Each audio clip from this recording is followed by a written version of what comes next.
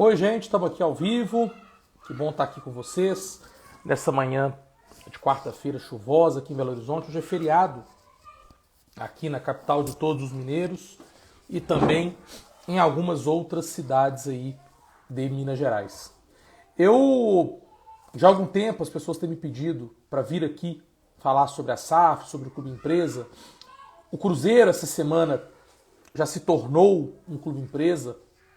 Já saiu um novo CNPJ, inclusive com Sociedade Anônima do Futebol ali ao final do nome. O Vasco também está em vias de se transformar em clube empresa. O América Mineiro tem já há algum tempo manifestado a intenção de se transformar em clube empresa. E sobre esse tema tem surgido uma série de debates, uma série de dúvidas, uma série de questionamentos. Alguns, e eu vejo aí pelas redes sociais, alguns daqueles que me procuraram, as pessoas imaginando que se trataria de uma forma de dar um calote nos clubes, nos credores dos clubes. Então, vamos aqui tentar esclarecer algumas das dúvidas, algumas perguntas eu recebi aqui no meu Instagram, algumas das pessoas foram me fazendo ao longo do tempo, inclusive foi o que me motivou a fazer essa live. Peço também aos senhores que convidem seus amigos para assistir a gente, mandem suas perguntas aí pelo chat, pelos comentários, que vamos tentar aqui rapidamente, 15, 20 minutos, no máximo, não mais do que isso, falar um pouquinho sobre a Sociedade Anônima do Futebol. Então, a Sociedade Anônima do Futebol, ela foi criada por uma lei específica, relatada primeiro pelo senador Rodrigo Pacheco, que quando se torna presidente do Senado Federal, a relatoria passa ao senador Carlos Portinho. O senador Carlos Portinho, que tem um histórico com o esporte, ele foi vice-presidente do Flamengo, ele é jurídico, ele foi advogado de uma série de clubes. Então, percebe-se aí, inclusive pela redação da norma, percebe-se um conhecimento da área, isso é muito bom. Agora, como que um clube pode se transformar em SAF? Como nasce uma SAF, né? Como nasce uma Sociedade Anônima do Futebol? A gente tem basicamente 3 formas previstas em lei. A forma número 1 se dá com a criação de uma SAF do zero. Então eu vou criar um clube de futebol hoje, ele já nasce Sociedade Anônima do Futebol. A forma número 2 é por meio de uma transformação. Você tem um clube, que é uma associação, essa associação faz uma transformação, mantém o CNPJ e se torna uma Sociedade Anônima do Futebol. E a terceira forma é por meio de uma chamada cisão. O clube, a associação, ele divide o seu objeto social em 2. O futebol vai para um novo CNPJ, que é uma Sociedade Anônima do Futebol, e o que não é futebol fica ali com a associação. Então, essa terceira forma, chamada de cisão, se dá com a separação dos objetos sociais. Futebol para um lado, o resto para o outro lado. O Vasco, a gente vai participar de um debate com o Luque, o vice-presidente jurídico do Vasco, o diretor jurídico do Vasco, e ele dizia que o Vasco vai adotar a forma de cisão, sendo que nesta forma de cisão, o Vasco ficará com 100% do capital. Ele até cita ali, salvo engano, o artigo 3º, seria uma subsidiária e tal, controlada pela associação, mas enfim, não foge de ser uma dessas 3 formas, né? O Vasco, ele vai criar uma nova empresa, esta nova empresa será 100% do clube. O Cruzeiro fez, e o Cruzeiro já é uma realidade, na modalidade cisão. Então o Cruzeiro separou, o Clube Social Cruzeiro, a Associação Cruzeiro Esporte Clube, continua existindo, mas criou-se o Cruzeiro Esporte Clube Sociedade Anônima do Futebol, que é um novo CNPJ, para cuidar ali somente do futebol. O Cruzeiro fez a cisão, inclusive com o novo CNPJ. A lei estabelece que este novo CNPJ, ele é o sucessor do CNPJ antigo. Ou seja, ele herda os ônus e os bônus do futebol referentes à associação. Então, quando o Cruzeiro cria o Cruzeiro Esporte Clube Sociedade Anônima do Futebol, esta Sociedade Anônima do Futebol, com o novo CNPJ, ela vai herdar os resultados desportivos do Cruzeiro. Então o Cruzeiro hoje está na Série B do Campeonato Brasileiro e na Série A do Campeonato Mineiro e com vaga na Copa do Brasil. Esta Sociedade Anônima do Futebol preservará estas 3 classificações para estes torneios. Se tivesse uma Libertadores, preservaria, por exemplo. Herdará todos os contratos profissionais dos atletas. Então os contratos dos atletas de futebol migrarão também para a Sociedade Anônima do Futebol. E, naturalmente, os débitos também. E aí vem o grande pulo do gato que tem feito com que os clubes em dificuldade financeira optem por se constituir em Sociedade Anônima do Futebol. Existe a possibilidade do regime concentrado de execuções. Ou regime de execuções concentradas, o pessoal gosta de chamar de REC. O que isso quer dizer? Isso quer dizer que os clubes podem solicitar ao presidente do TRT ou ao presidente do TJ, dependendo da natureza do débito, a concentração de todas as execuções e, uma vez autorizada a concentração, todas as ações, todas as execuções são suspensas. Na sequência, o clube tem aí um prazo de 60 dias para apresentar o seu projeto, ele vai mostrar o seu faturamento, a sua expectativa de faturamento. Por quê? Ele tem 6 anos para pagar todos os seus credores, com um desconto, ou com um abatimento, ou com um depósito judicial, enfim, o termo que você queira dar, de 20% do seu faturamento. Então, todos os meses, faturou lá 100 mil, 20 mil vai para esse fundo para pagar todo mundo. Se ao longo desses 6 meses quitar todo mundo, coisa linda, PT saudações, vida nova. Se ao longo desses 6 anos, falei 6 meses, são 6 anos, 6 anos, não pagar todo mundo, mas pagar pelo menos 60%, pode prorrogar por mais 4. Então, o clube pode ganhar um fôlego de 10 anos para pagar os seus credores, mas pelo menos de 6. Isso é muito bom para ir jogar a dívida para frente e tentar pagá-la de maneira um pouco mais racional. Você não quer aquela loucura de ter penhora de tudo, penhora de contrato de televisão, bloqueio de conta. Então você vai pagando ali com 20%, 20%, 20%, 20%. Entretanto, gente, se ao longo desses 6 meses, se chegou ao final desses 6 meses, não pagou 60%,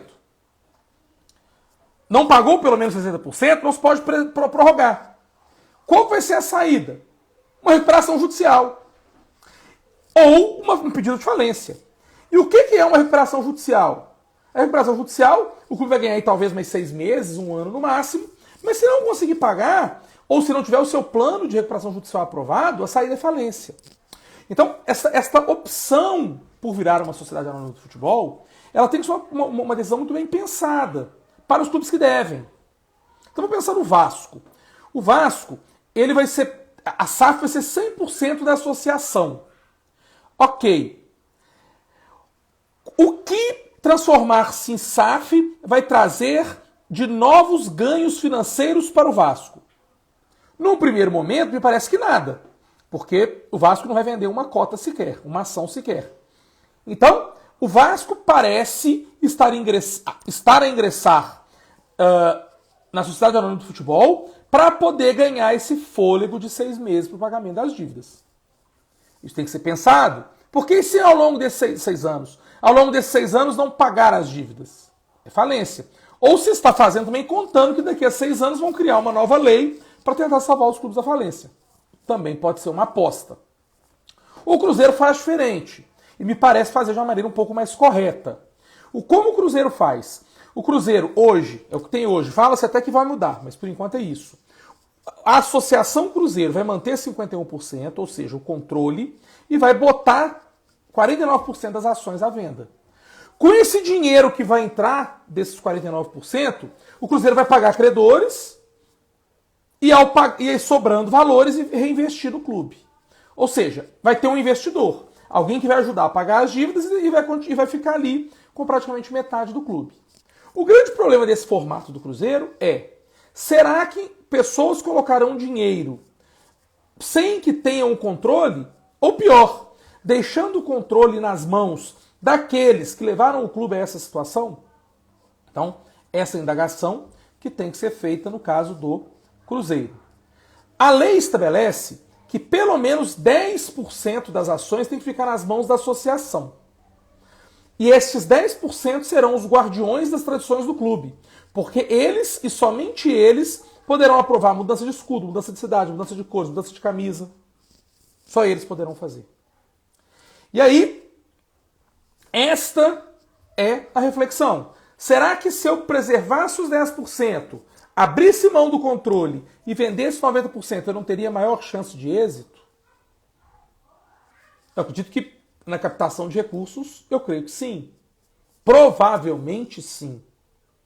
Mas também nada é certo. Tudo agora é novo. E tem um outro detalhe, gente, que traz uma certa insegurança jurídica em toda essa história. É a possibilidade ainda de uma análise do judiciário não ser favorável. Porque, olha só, a lei estabelece que, caso o clube não consiga pagar os débitos por meio do regime de execuções concentrados, né, do regime concentrado de execuções, caso ele não consiga pagar, esses débitos antigos vão para a SAF. Então quem colocar o dinheiro sabe do risco que ele corre daqueles débitos antigos virem para a Sociedade Anônima do Futebol. Então percebam que não é uma lei do calote, não é uma lei para incentivar o calote, não é uma lei para promover o calote. É mais uma ferramenta à mão dos clubes de futebol do Brasil para tentar zerar o passado e olhar para frente. E como toda ferramenta, ela precisa ser analisada, estudada e, naturalmente, ser manuseada de forma ética, profissional. Tem as regras de compliance na lei bastante tímidas, mas tem. Mas é importante que se saiba conduzir, porque senão você corre dois riscos. O primeiro é de não ter o regime de execuções aprovado. Em tendo ele aprovado, você corre o segundo risco, que é o risco de, daqui a 6 anos, não se conseguir pagar os valores por meio ali dos 20%. A lei fala também em utilização de 50% do lucro para poder fazer os pagamentos. Sinceramente, é claro que tem que ter essa previsão, mas eu acho muito difícil o clube saírem da beira da falência e gerarem lucro nesse período de 6 anos. Ou pelo menos algum lucro significativo que tenha algum impacto no pagamento dos débitos antigos. Sinceramente, eu vejo com muita desconfiança e com muita dificuldade esta possibilidade. Estou vendo uma pergunta aqui da Lizzie. Como funciona o lance do name rights? Tem Red Bull e Bragantino. E os conselheiros do Cruzeiro continuarão tendo algum papel? Bom, name rights. Se existe ali já um name right de um estádio, de um setor e tal, permanece. Os contratos anteriores, meu amor, permanecem preservados. Red Bull e Bragantino adotaram um critério que não é SAF, até porque não existia, que foi o seguinte: eles fizeram uma cisão, uma empresa, que é a Red Bull, ela pega a gestão da associação.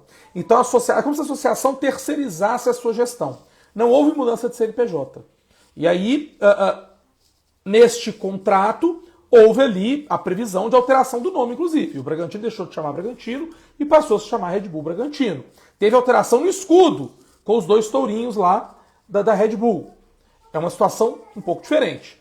O case Bragantino, ele guarda umas peculiaridades que Cruzeiro e Vasco não têm, ou não terão.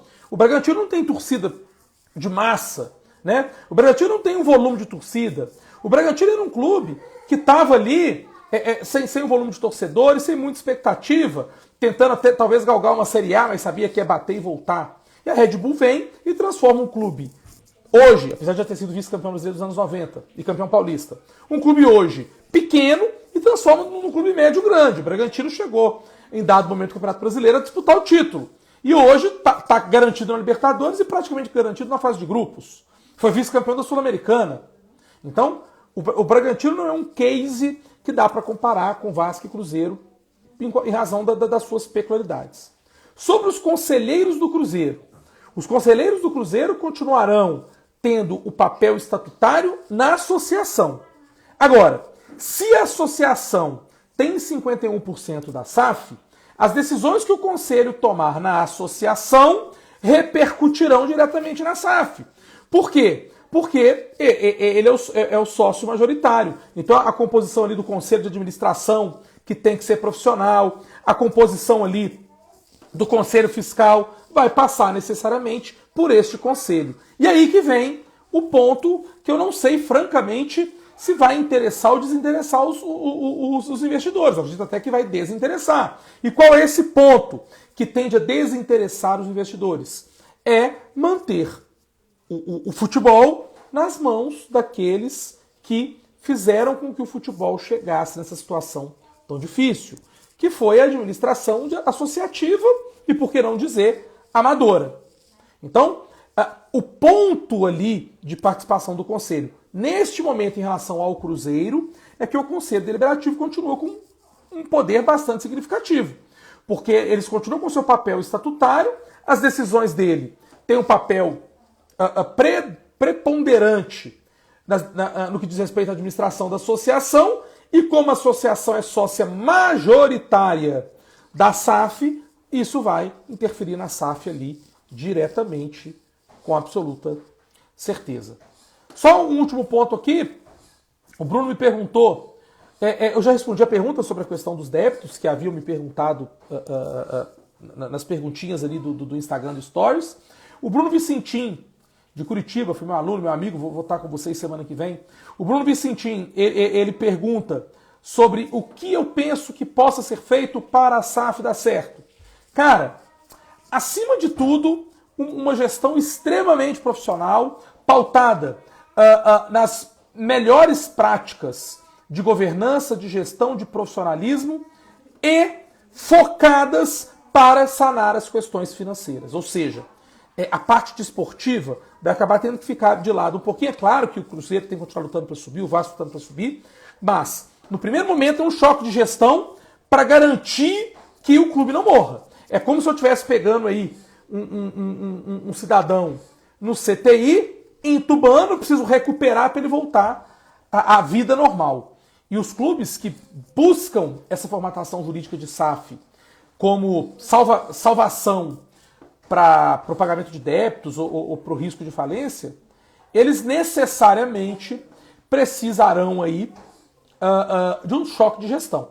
É claro que pode acontecer, e vou falar do Cruzeiro, de chegar um baita investidor, comprar esses 49%, botar uma grana lá dentro e botar a bicicleta para girar. Com esse dinheiro pagar os credores e vida que segue. Beleza? Pode funcionar. No caso do Vasco, já é um pouco complicado, porque o Vasco não vai colocar ações para vender. O Vasco, no primeiro momento, na primeira análise, não vai trazer recursos. A forma do Vasco buscar recursos passará pela criação da Debenture Fut. Só que para criar uma Debenture Fut, tem que aprová-la na CVM, que é a Comissão de Valores Imobiliários. Isso vai demandar tempo. Eu acho muito difícil aprovar uma Debenture Fut em situações normais de temperatura e pressão em menos de 6 meses. Logo, o Vasco vai demorar um pouquinho a ver o resultado, se o caminho de captar recursos foi esse da Debenture Fut. O Giovanni está perguntando se é realmente a melhor saída para os clubes brasileiros. Depende.